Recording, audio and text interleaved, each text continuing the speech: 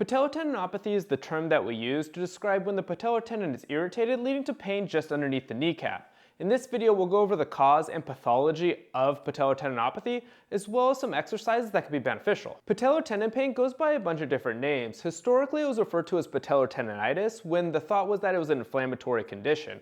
However, it appears that inflammation actually plays a pretty small role in these pathologies, which is why we no longer use the term tendinitis. But then the term tendinitis was replaced with tendinosis, so we refer to it as patellar tendinosis, and this was because they found structural changes to the tendon that they thought were causing the pain.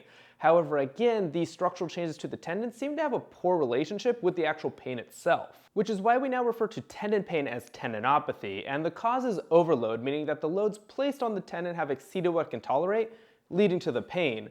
And this can be an acute overload, such as if we're going to play pickup basketball and we're not used to playing basketball frequently, and so that sudden spike in load can develop some pain.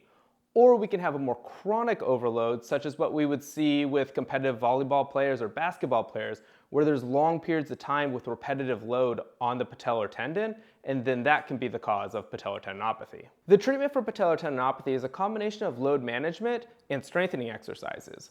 Load management is figuring out what loads the tendon can already tolerate, so generally we're going to reduce the loads that we're placing on the tendon, so that way we're not consistently overloading the tendon. This is especially true when we look at those acute spikes in loads, because we don't want to continually do that because that's just going to lead to more irritation. And then the strengthening exercises is to gradually increase the capacity of the tendon to those spikes in loads, or just the consistent increase in load. The rehab program is generally divided into 3 different stages: isometric, isotonic, and then return to sport or plyometric exercises. In isometric exercises, where the quad contracts but the knee actually doesn't move. And these exercises gained a lot of popularity because there was a research article that found that heavy isometric exercises basically eliminated tendon pain immediately. However, this research article was a small study, and when it was replicated, they found that this response wasn't typical. And so, while isometric exercises can be part of a rehab program for tendon pain, they're not actually necessary. So they're a great place to start loading the tendon, but for most cases, they're actually optional. A seated knee extension is an example of an isometric exercise for patellar tendinopathy. We can either use a heavy exercise band or use a machine. Ideally, we want to hold this position at about 45 degrees of knee flexion and hold for 30 to 45 seconds and perform 3 to 5 repetitions. Another example is holding a decline squat, and we can either do a double or a single leg variation depending on what we can tolerate.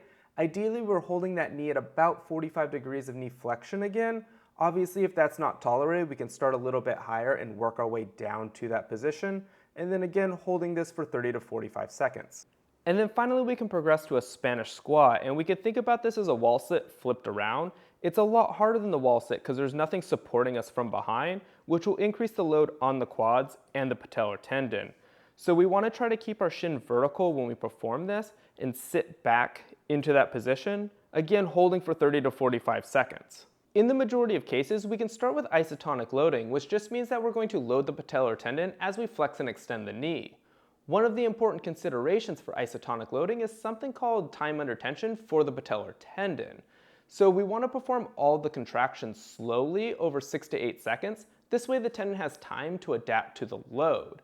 Another important consideration is the loading intensity. We generally see that higher intensity loading is more beneficial for the tendon structure. So if tolerated, loading higher than 70% of max will lead to better changes to the actual structure of the tendon. A simple isotonic exercise that we can perform is a seated knee extension, again either using an exercise band or on a machine. Remember that we want to perform these slowly to increase that time under tension. So it's a 3 to 4 second contraction as we extend the knee, and then a 3 to 4 second contraction back as we flex the knee. Generally these are performed for 3 sets of 15 reps, although there's not a magic number, so we just want to make sure that we're loading sufficiently to get the change that we want. And another exercise that we can perform is a decline squat. Being on a decline helps us to sit back a little bit more, which will help to load the quads and the patellar tendon a little bit more. These can either be performed with a double leg squat or a single leg squat, depending on what's tolerated. Again, it's a pretty slow descent, so it's over 3 to 4 seconds and then 3 to 4 seconds back up. We can also add weight with either a kettlebell or some dumbbells or something like that, just to increase the resistance of the exercise. And then finally we can progress to a rear foot elevated split squat. The more that we lean our torso over the lead leg, the more quad dominant this exercise is going to become. Also, if we shift our weight over instead of having the shin vertical, we'll also increase the amount of load that we're putting on the quads and the patellar tendon. For return to sport, the goal is to build up the tolerance of the patellar tendon and the quads to whatever the demands of the sport are.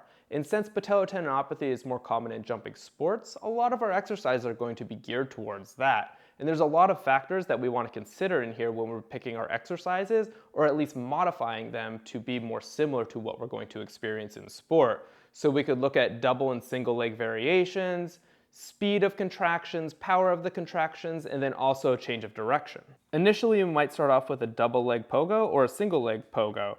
So this way we're doing small little contractions to just gradually increase the load that we're placing on the patellar tendon and the quad muscles. So we're not trying to bend too much, and we can increase the speed that we're performing this exercise. Then we can progress to some deeper jumps, both double and single leg variations. This way we're loading the tendon through a larger range of motion.